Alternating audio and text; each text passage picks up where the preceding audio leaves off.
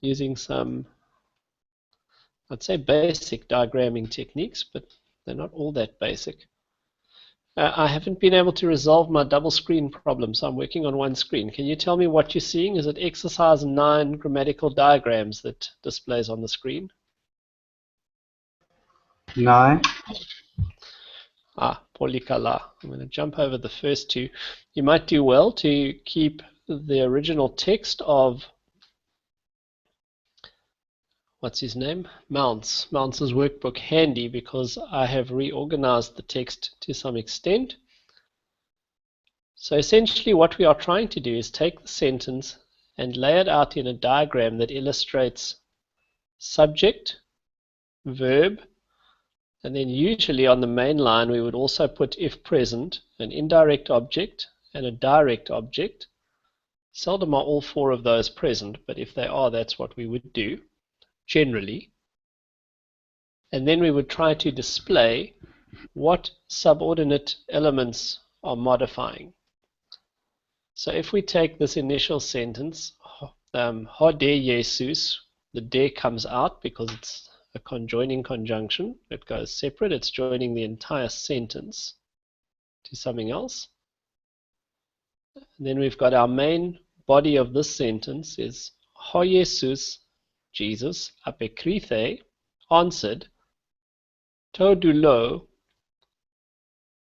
to the servant if you wish, where the servant is the indirect object of the verb.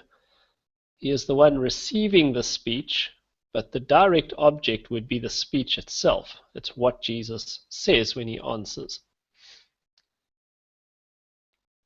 I think you guys have mastered the diagnostics for you, so we know this is the subject because of the article and the nominative case ending marking it as nominative. We know this is an indirect object because of the telltale dative singular marker, the subscripted iota. So we've got Jesus answered the servant. The next portion is the content of the answer. So it's direct speech.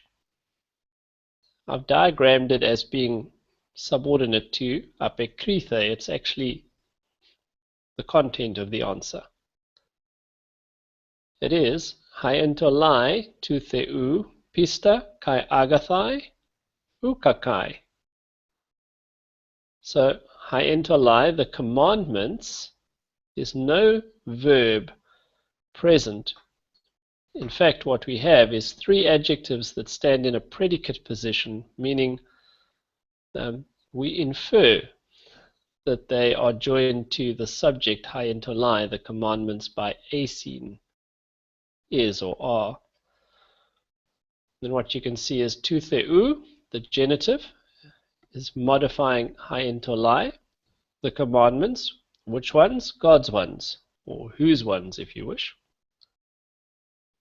And then three predicate adjectives that are telling us or predicating attributes to the commandments. The commandments implied are pista, faithful, kai agathai, good, u, kakai, not evil or bad. Katalambanite?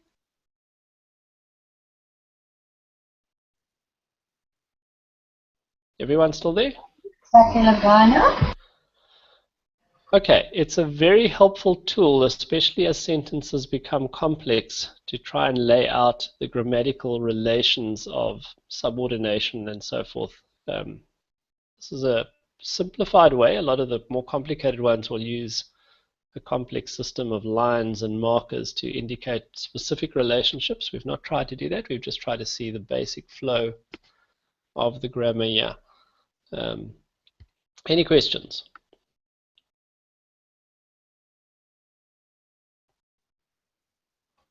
Okay. Kevin, maybe we'll get the gist if we just watch one or two more, yeah. As we go.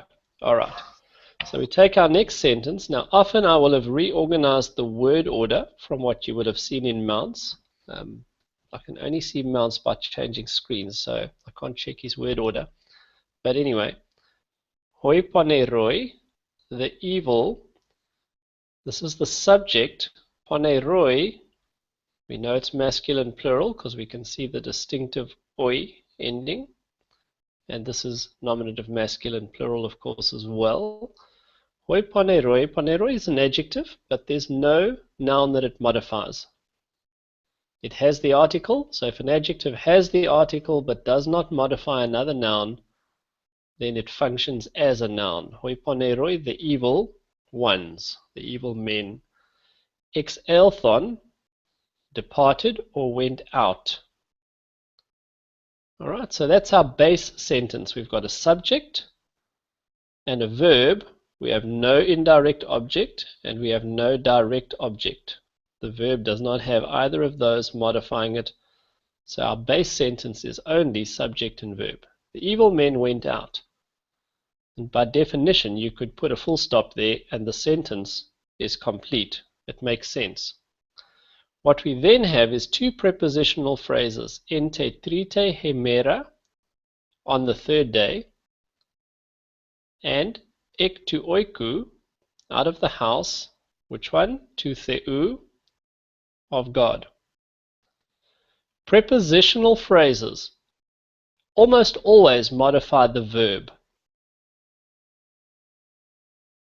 So I've diagrammed them as modifying ex elthon, which is what they are. They are telling us two things about ex elthon. Ente trite mera is telling us when, the time they went out, on the third day. En, when it refers to time, would often be translated on. So on, te trite he mera, trite is actually an adjective. It's an attributive adjective because it's between the article and the noun. So the third day, exactly as we would do it in English. This is only one of the ways Greek would show an attributive adjective. An attributive adjective, one that applies or defines an attribute of the noun it modifies. Then ek tu oiku, the second prepositional phrase, is telling us from where they went out. So they went out where? Ente trite mera, when, ente trite mera, where, or from where?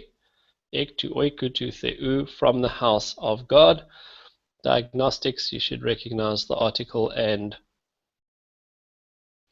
the case ending as marking these as genitives. The first genitive, tu oiku, is the head noun. It's genitive because the preposition ek requires it to be genitive, and tu theu is genitive because it's modifying tu oiku.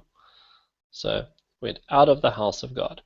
Hoi poneroi ex elthon, the evil ones went out. When? Ente trite mera, on the third day. From where? Ek tu oiku tu theu, from the house of God. Katalambanete? Am I going too fast? No, it's all fine. The only thing I find weird is why there's a masculine and feminine word of house. There are not too many like that. They're just completely separate words, but frankly, there are not too many like that. You just memorize them. There's not necessarily a logical explanation of why.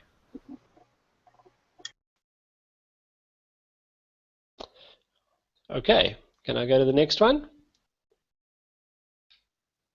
Yep. Hoi ophthalmoi. Sorry, Kevin, I was Yeah. a bit slow getting in there. Just slightly out, how do we, when we get to third declension nouns, I'm not sure if this is the right time to ask it, to find out, or how do we remember? Is it just memory work if it's masculine or feminine? Third declension, yeah. There's no embedded clue within the noun. If you don't have, I'm just thinking now of the assignment you've given us. We don't have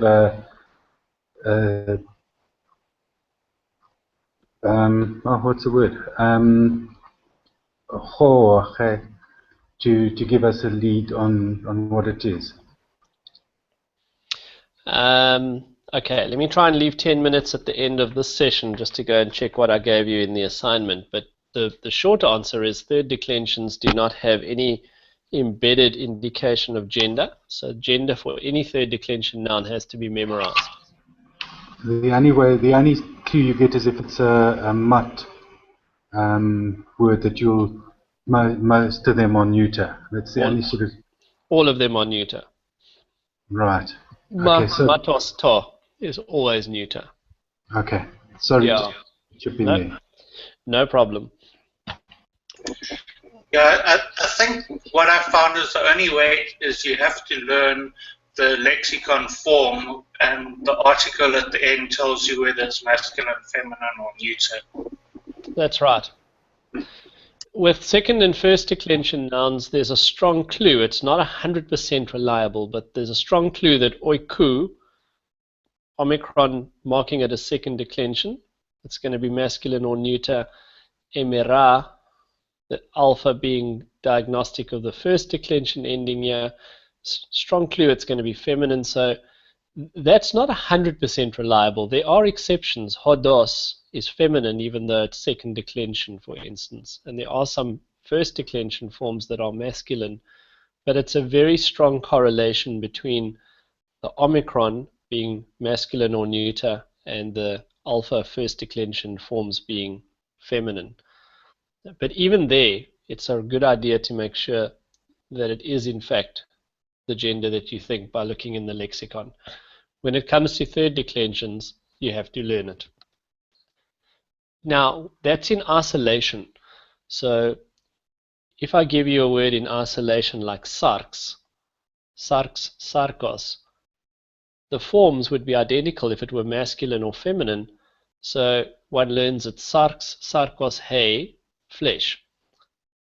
And the hay tells me it's feminine.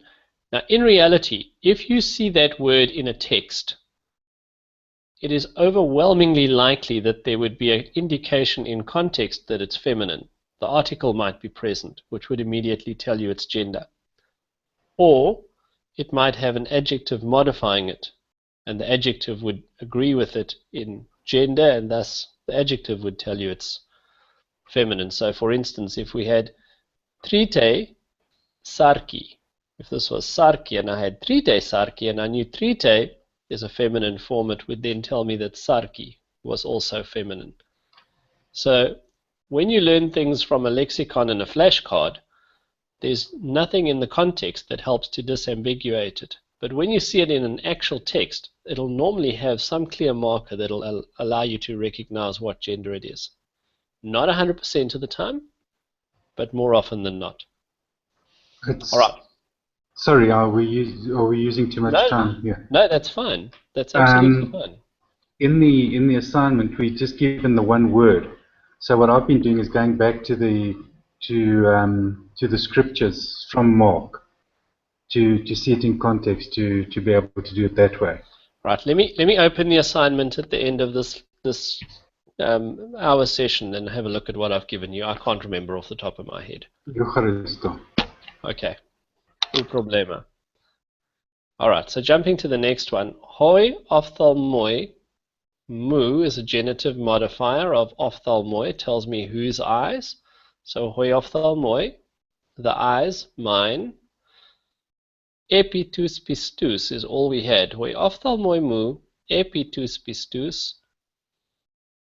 So we had no verb. The implied verb, whenever it's missing, is 99.9% of the time some form of is.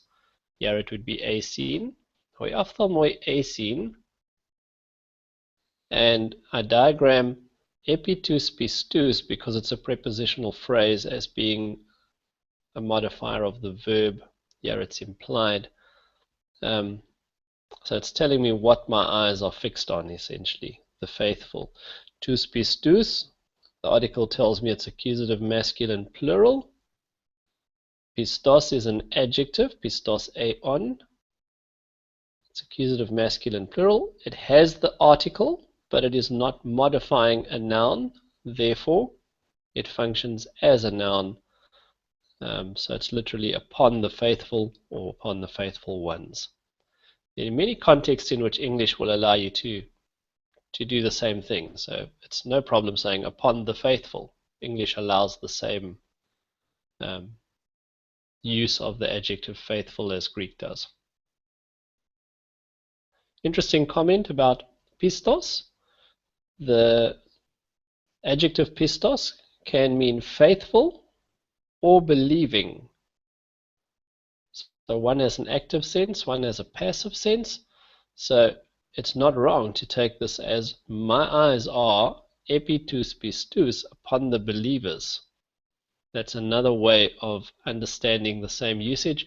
There's a very famous statement in Titus chapter 1 where it says that an elder must be blameless, the husband of one wife, having, and then pistos, a form of it, faithful children, or having believing children. And depending on how you take the sense of pistos, the text is either saying his children must be believers, or it's saying his children must be faithful, meaning obedient. And those two are not necessarily the same. Questions? All right, I'll move on. This one was a head scratch for us. Not surprisingly, what you are looking at is a fairly substantially reorganized word order, but it'll give you a fairly good sense of the flow of it. So in the original, we had this prepositional phrase, en tois logos tois eschatois David, in the last words of David, or by the last words of David. En can have the sense of by quite often. We had this prepositional phrase moved right to the front. Normally that would put some stress on it. All right.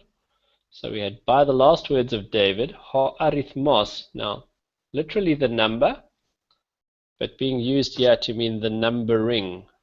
You can see arithmetic comes directly from arithmos. For arithmos, we've got two genitives. The first one, hion, is modifying arithmos, so the number of the sons. What number? Of the sons. And then Louis, which is genitive by implication. It's not genitive in form. It's a Hebrew name that doesn't allow it to decline in Greek. Louis is a genitive modifying hion.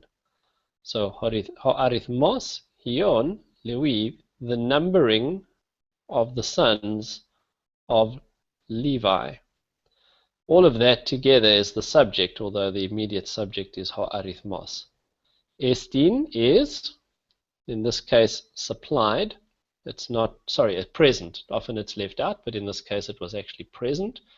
So the numbering of the sons of Levi is, and then we've got two prepositional phrases. Remember, your prepositional phrases modify a verb. And when you diagram them, it often helps to see how that flow works. So our basic sentence is, the numbering is, and we've got two statements. It is en tois logos tois eschatois, tois logos tois eschatois, the last words, literally the words, the last ones. David is implied as a genitive. Again, it doesn't decline because it's a Hebrew name. But this is telling us the basis or the reason for the numbering. They were numbered in keeping with or by or because of the last words of David.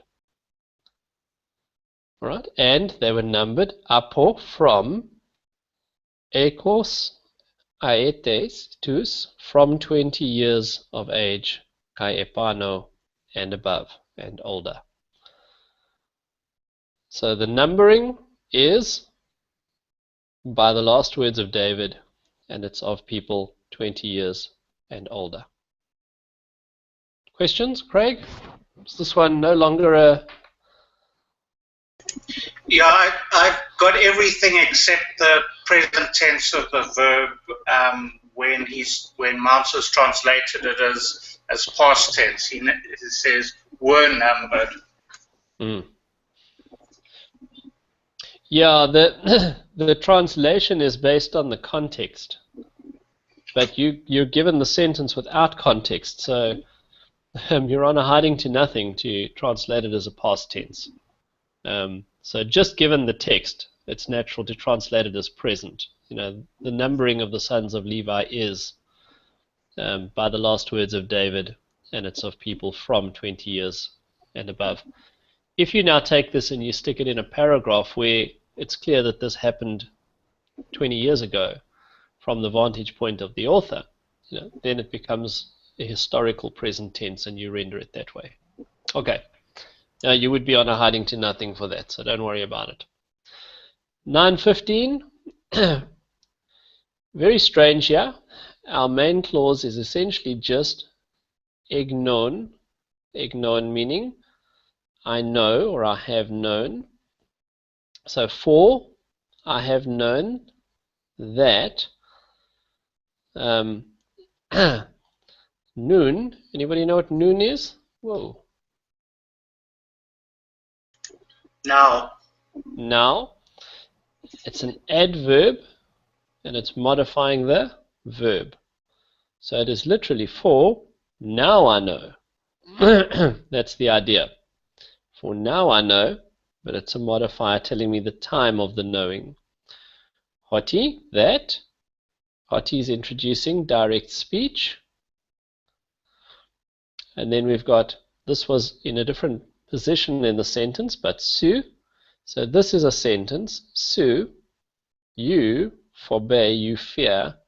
Ton theon, subject, verb, direct object. Now I know that you fear God. Kai and uk afeso, not you have spared. To hiusu, your son.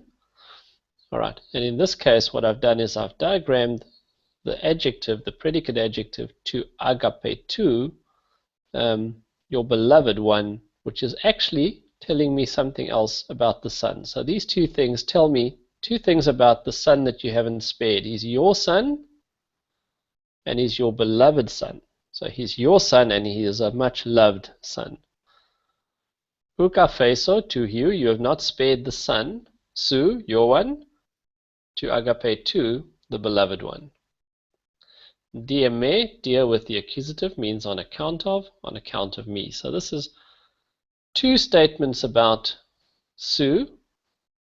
Number one, you fear God, and number two, you didn't spare your son, your beloved one, on account of me. Okay. What I want to do is jump up. I skipped these because they're a little bit complex, but I want to jump up quickly to... Sorry, Kevin, can I just ask one thing? It says I can't remember exactly where, that certain words, and Oti is one of them, introduce or are the start of a dependent clause, or a dependent, I think it says dependent clause, which means that it's kind of the first statement of a clause, but because doesn't always function like that. So how do you figure out when it does and when it doesn't? Hoti has two functions, two dominant functions. One is to introduce a subordinate clause that states the reason or cause of something, in which case it's rendered because, or for, or something similar to that. Other times it introduces direct or indirect speech, and it's going to be rendered something like that, or it's going to have what follows it placed in inverted commas in English to mark it as direct speech.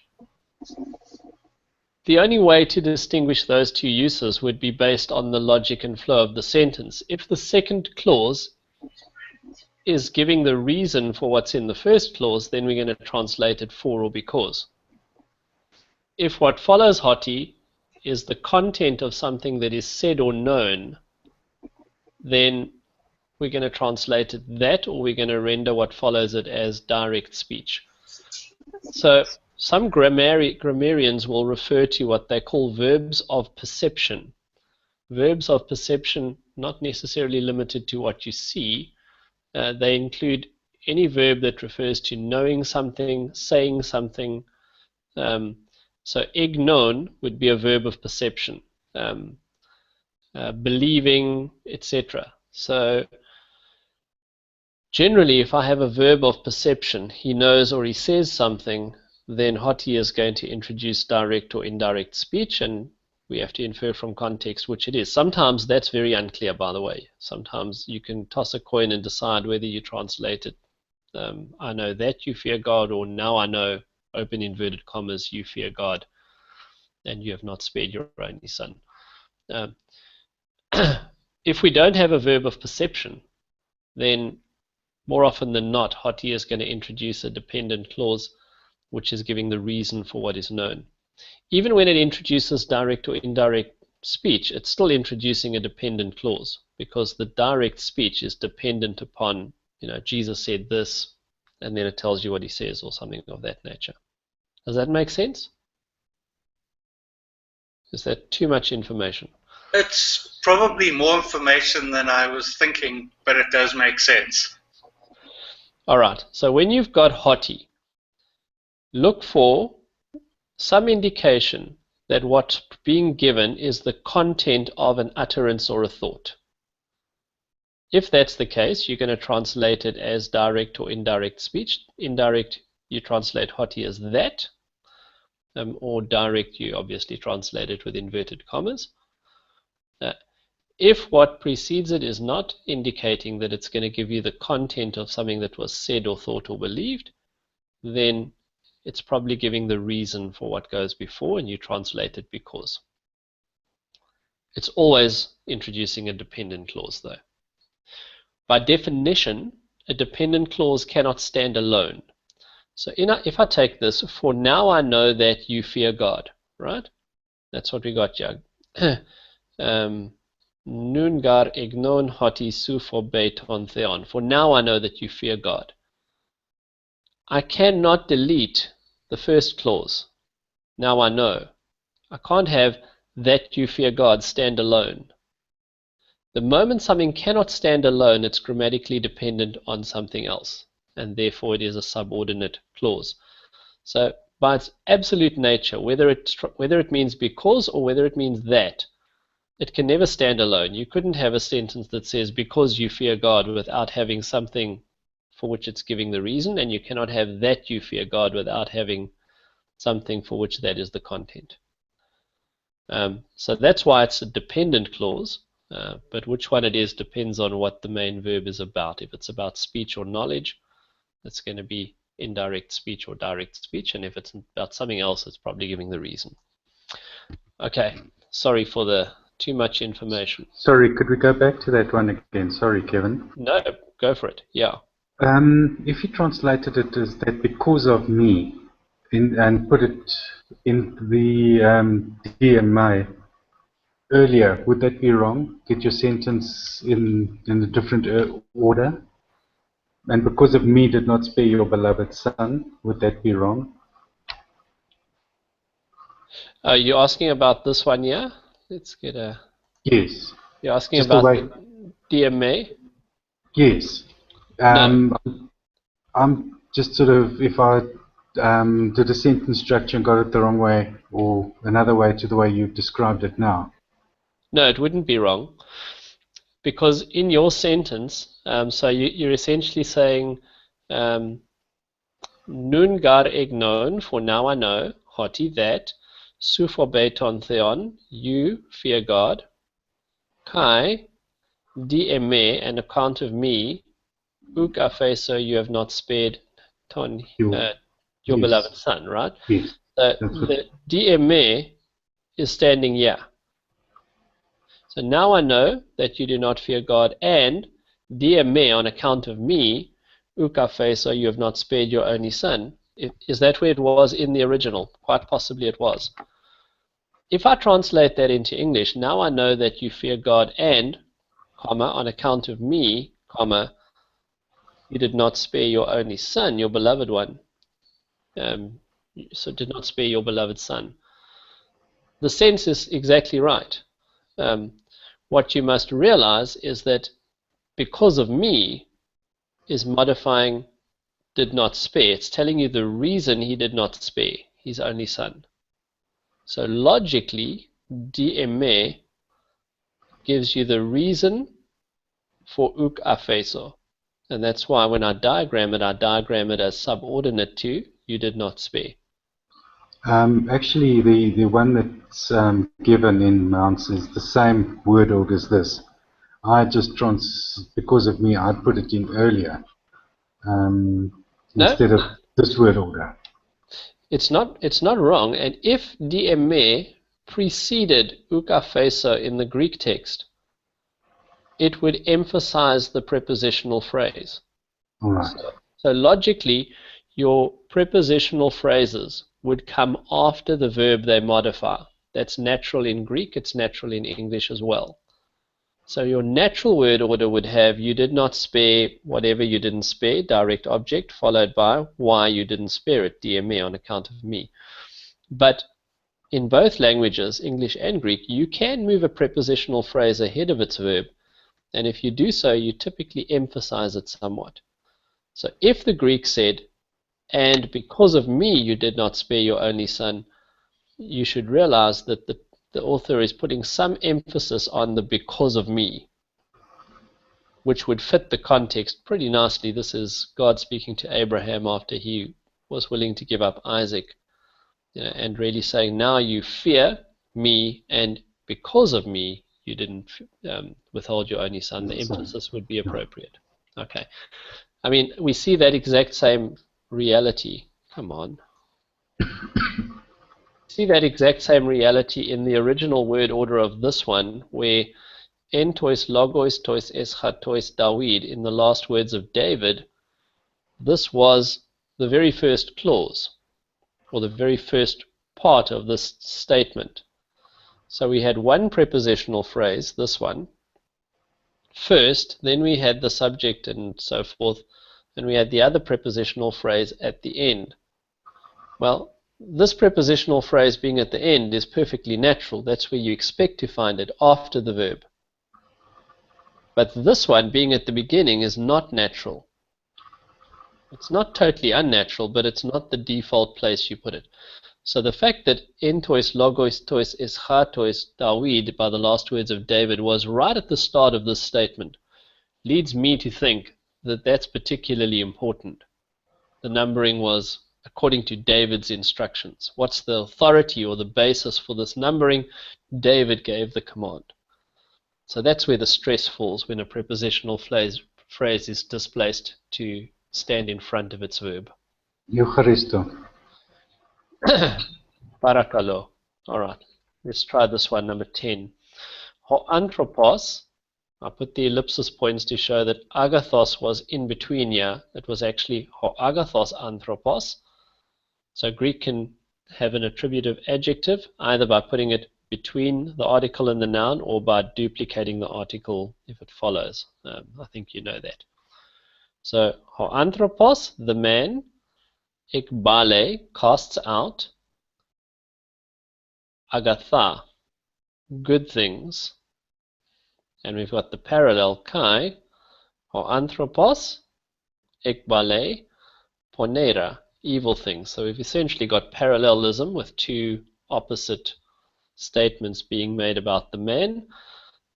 The two attributive adjectives, agathos and poneros, qualify the nature of the man who's doing it. So we've got an agathos anthropos and a poneros anthropos, a good man and an evil man. Ekbale brings forth, or so forth. And then the prepositional phrases. I'm very keen for you to get into the habit of thinking like this. The prepositional phrase modifies a verb. And in both cases, it modifies the verb ekbale.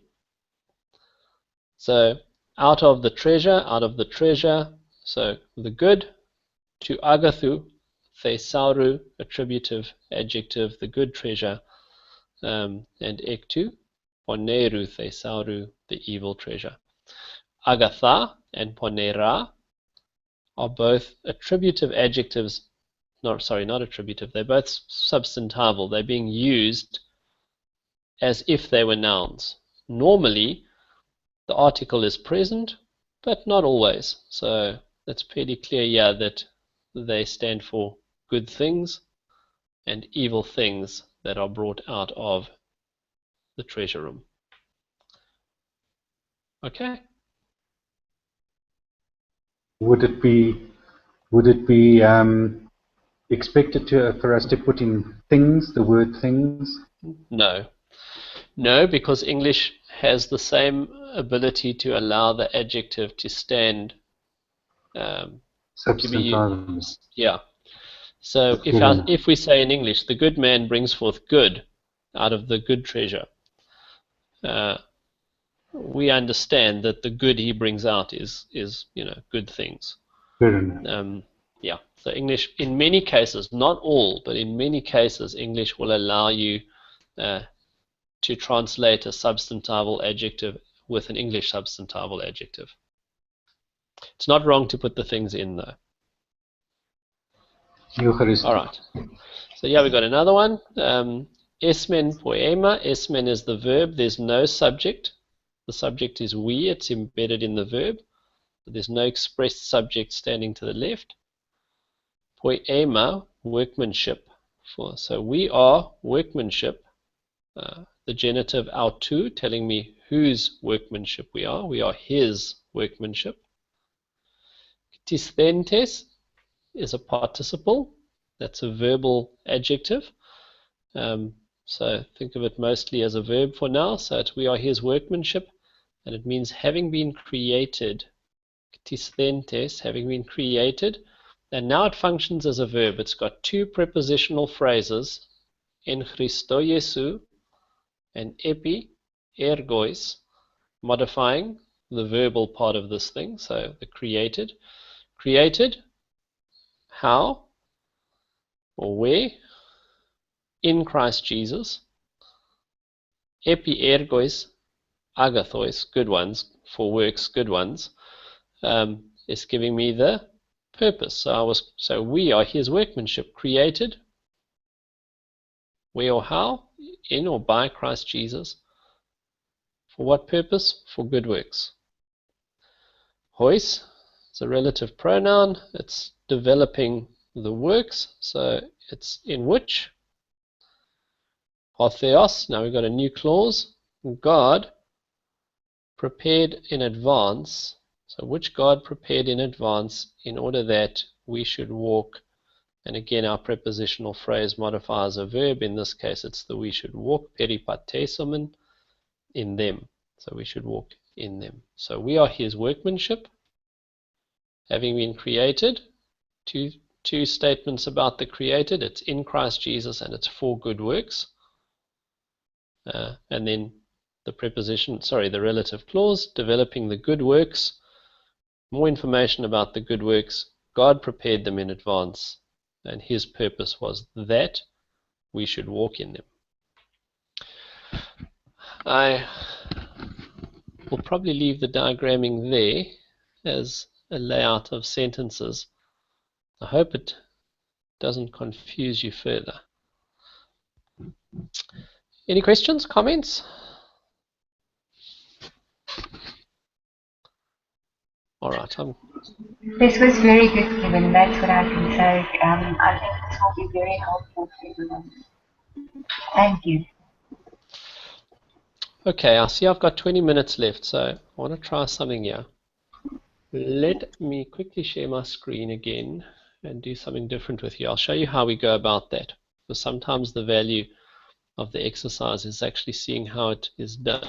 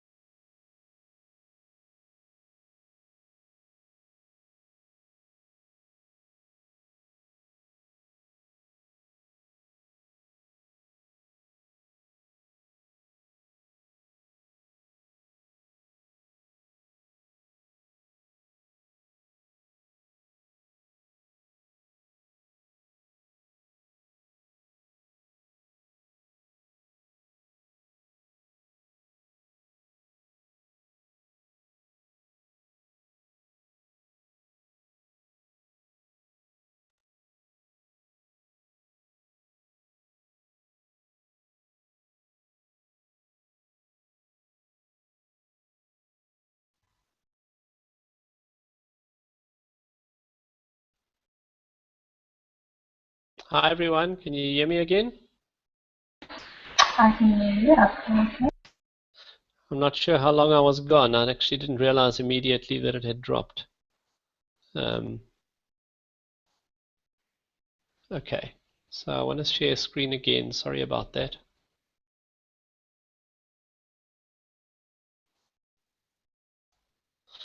Just tell me if you can see the Greek text here.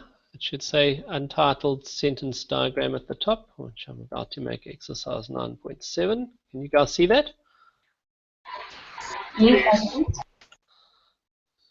Okay.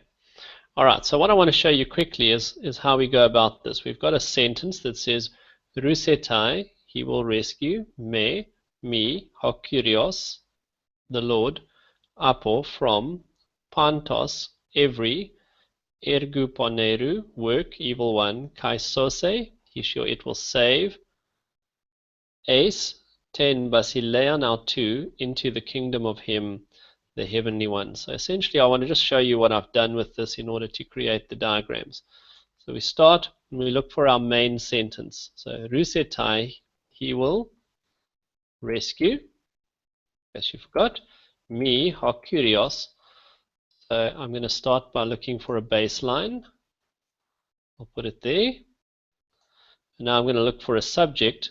The subject is Kyrios if it's expressed. I'll take it there and I'll put it at the head of my sentence. Then I'm going to look for the verb. Rusetai, he will rescue, and we put it on the same line with a slight gap to show that it's separated. And we look for a direct object, me.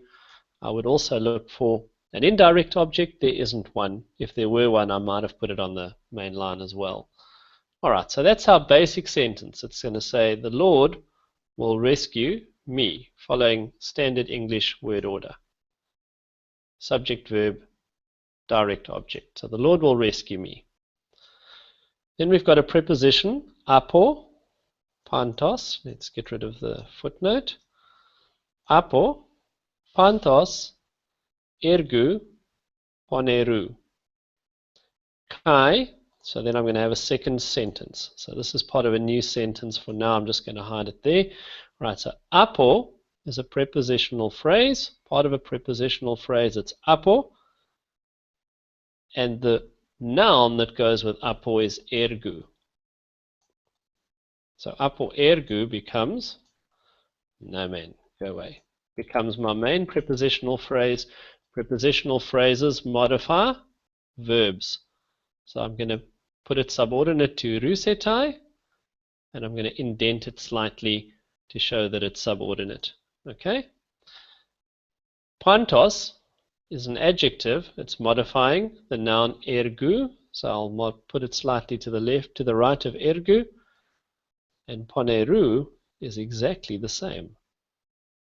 So these are both adjectives. They're both modifying or telling me something more about works.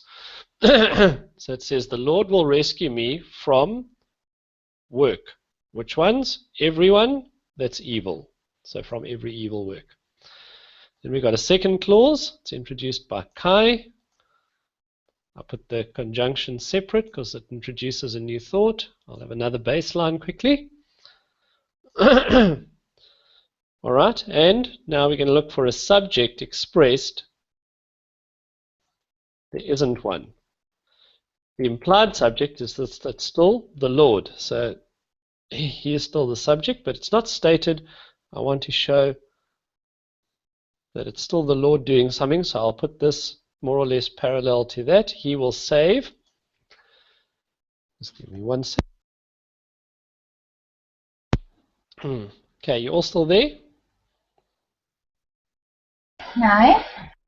All right, so the Lord will rescue me from a work. Which one? Every evil one. Right?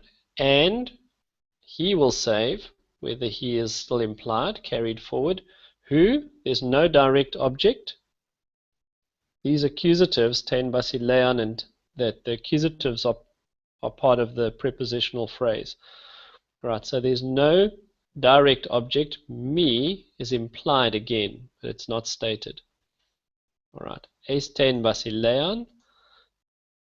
He will save me into the kingdom.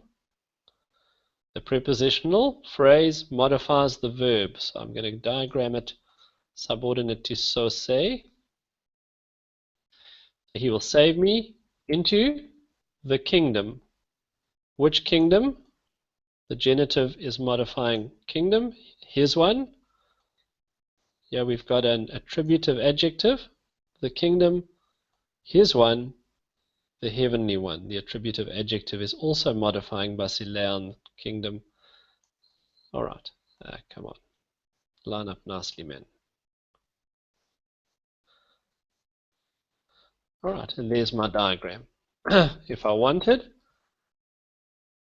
I could duplicate this and put it in square commas, etc. But essentially, that's the flow of the sentence. So the Lord will save me from every evil work, and implied the Lord, he will save, sorry, I rescue in the top.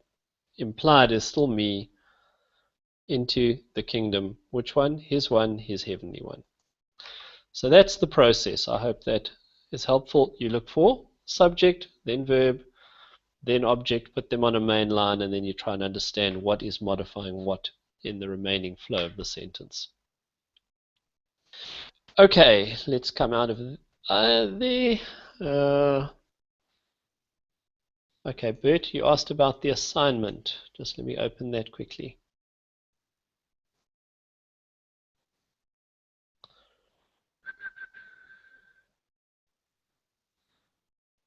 Just give me a sec. Courses.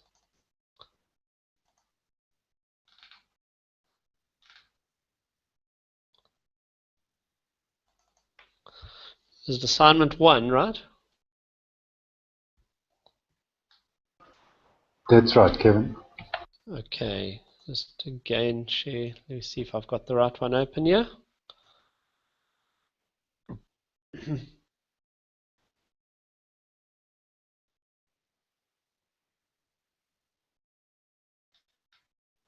All right. This the one? That's it, yes. Yes, thanks, Kevin. Okay, all right. So I haven't given you the full lexical entry under lemma, except for there.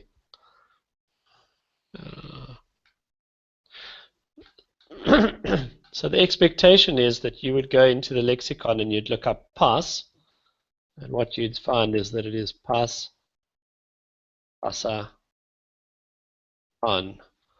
And you'd go into the lexicon and you'd find that this is agrios, a, on, enzovoorts. Yeah, so you would have to look up the lexical form. Some of them will be tricky, by the way. I find that without a definite article always, it's to give you an idea on some of them. I go back to Mark to try and see exactly what's happening. Right, now in the vast majority of cases, let's do a little bit of it. So stop sharing that. I'm just going to present my entire screen.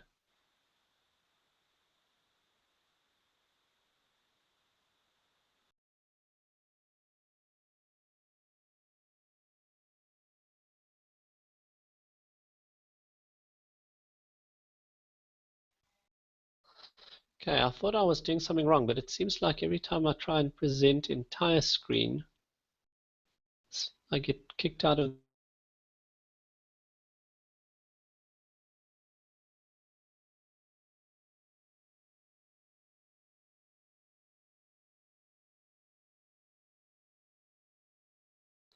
All right, so present entire screen doesn't work for me. Let's see if we can present Logos.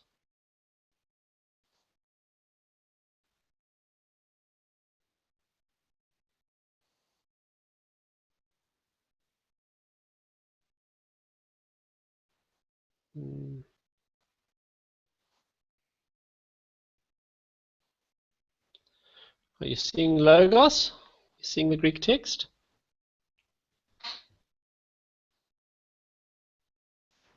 Yes, I am. All right, so let's go to Mark 1 quickly.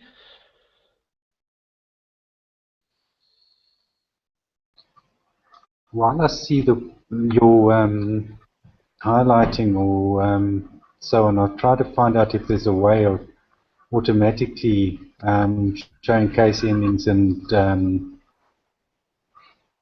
so on, but it doesn't. Did you do this all yourself, Kevin? Sorry, I'm going off with a tangent now. Yeah, all of the marking of stem vowels and case endings was manual. There's no automatic way to do that. Not that I know of, anyway. All right, so let's take a random word. Let's take eremo over here. So we've got egenetar, he came, Ioannes, John, or baptizon, the baptizer, en te eremo, in the wilderness, kerison, preaching. So eremo would be one of the words that you might be given, and it's an adjective. So you've got to do a couple of things. One thing you've got to do is go into a lexicon and look it up. Eremos, on, is what you see. For an adjective, this is the way that an adjective that declines as second declension in both masculine and feminine forms is given. So this is what's called a 2-2 adjective, because the masculine and feminine both decline according to second declension forms, and so does the neuter. So it's 2-2. Most adjectives, like hagios, for instance, would be 2-1-2. So you'd get hagios, hagia, hagion, and these two things here are telling you that the masculine forms decline as hagios, like logos. The feminine forms decline like a first declension, akin to hora, horas, etc. And the neuters decline according to the second declension, like hieron. So if you got an adjective and you got os, a, on, or os, a, on endings, then it's a 2-1-2, and that allows you to work out its forms based on what you know, first and second declensions. So you would have to come into here, and if we go back to, let me just check the nouns tab quickly. All right, so if you take a noun like, let's find a noun. Let's say we take angelon. So you'll be given angelos, but you've got to check the lexicon, which would give you the full entry, angelos uho, which confirms that it's masculine. Now there are definitely some exceptions, so you cannot assume that an Omicron stem means that it's going to be masculine or neuter. And interestingly, hodos is one of those exceptions, which appears more than once, I think, in this text.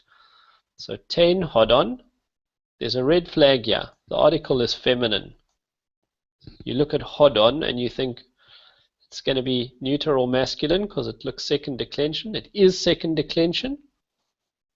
If I check the lexicon, I'm going to get hodos u he. Tells me it's feminine. In context, I knew it was feminine because the article's feminine. It must be feminine, even though it doesn't look at first glance like it should be. Yeah, so for each of those, you would have to double check suspicions, hodos, uha, etc., by checking it in the lexicon bit. Thanks, Kevin. Good. Any final questions? Yeah, I just found with that thing, it's worth going back to that lemma thing and actually expanding it to the lexicon form, because then you can see what's happening. If you just look at the lemma, you can't really tell much. No, it's not conclusive, just from the lemma. I might, for future generations, learn from your suffering and fill that in. I think it's a good thing to get the people to do it, because it forces you to kind of look up the word. And I found Mamsa's dictionary on his website really helpful, because when it tells you it's an adjective, it tells you it's a 2A or a 3A or whatever. And if you don't understand that, you can go and look and see that it's a 313 or a 22 or 212 or. Right. Yeah. Unless Yeah. you, You go, Bert.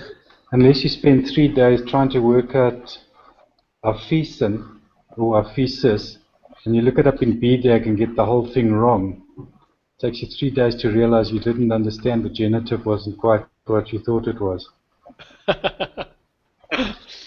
Aphesis, the way you pronounced it, almost creates a humorous dimension to that. Okay. Yeah, the third declension is definitely tricky. So there are lots of elements of the third declension that are trickier. I uploaded a morphology presentation onto the Greek Central course where I've tried to explain some of what's happening, particularly with some of the stranger forms. Ostensibly, the third declension ends in consonants, but some of them don't look like they end in consonants. And a lot of the confusion is created by forms that have had consonants that have dropped out of use, but the forms have been standardized. So the references to what they call consonantal iota and digama, two obsolete letters, often affect third declension nouns, and aphesis is one of them. So Bert, if you do go and download the presentation on third declension nouns from Greek Central, you should find, well, I hope it makes sense, but it should point you in the right direction. I did do that, and I see that Mounds discusses it in chapter 11, in the next chapter, as a separate sort of section, so I could get it from there as well, eventually. I found it. Yeah. Yeah, no, there are idiosyncrasies around third declension nouns, and a lot of them are caused by those two letters that have become obsolete, but still have an influence on spelling. So, you read initially that these are nouns that end in consonants, and then you see a word like pistis, where it looks like the stem is iota. The stem ends in iota, and one sort of thinks, well, it hardly looks like a consonant. But historically, there was a consonantal form of that. So there's often an explanation, but sometimes it's not so obvious, and invariably the complexities are in the third declension. The nominative, singular, and dative, plural are where most of your idiosyncrasies are. When you memorize a third declension noun, it's critical to memorize the genitive. In fact, you can almost always work out what the nominative singular will be if you've learned the genitive, but you can't do it in reverse. So if I know sarkos, which is the genitive singular, then I can take off the ending os. It's pretty easy to work out sarks because I add the case ending sigma and kappa sigma become xi. Voila. But if I just see sarks, I can't with confidence work out sarkos, sarki, sarkan, etc. Okay, so yeah, third declension is complex. It's by far, in my opinion, the most complicated component of Greek 1A. So once you're over third declension, I think the rest is easier.